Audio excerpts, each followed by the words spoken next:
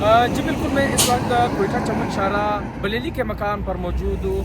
Transit trade union की जानिब से यहाँ पे सैकड़ों ट्रालर है वो शाहरा पर खड़े करके एहतजाज शुरू कर दिया गया। उसका कहना है कि यहाँ पे जो बड़े मालबरदार ट्रक है इनमें जो लगे हुए जो टायर्स है वो कस्टम वाले उतार कर जो कि करोड़ों रुपए की गाड़ियाँ जब्त कर लेते हैं, जिसकी वजह से उन लोगों का कहना है कि हमारा करोड़ों रुपए का नुकसान है। अगर ये सिलसिला इसी तरह जारी रहा तो हम बतौर एहतजाज मज़ीद जो एहतजाज है वो वसी करेंगे। जो मालबलदार ट्रक है वो कलेक्टर ऑफिस के सामने खड़े करके एहतजाज शुरू करेंगे। जो कि गाड़ियाँ की जो चाबियाँ हैं वो कलेक्टर कस्टम के हवाले कर देंगे ताकि वो हमारा जो रोज़गार है, कारोबार है वो छिना जा रहा है। जबकि इन लोगों का ये भी इल्ज़ाम आयद किया गया है कि जिसमें सिर्फ गाड़ी में 2 से 3 टायर लगे होते हैं वो भी निकाल कर केस कर रहे हैं। जबकि इनको ये भी कहना है कि यहाँ पे हम नया टायर लगाकर वो कस्टमर काम जब्त कर रहे हैं, जबकि इसे ले जाकर जबकि बड़े शहरों में जब दाखिल होता है वो इस बुनियाद पर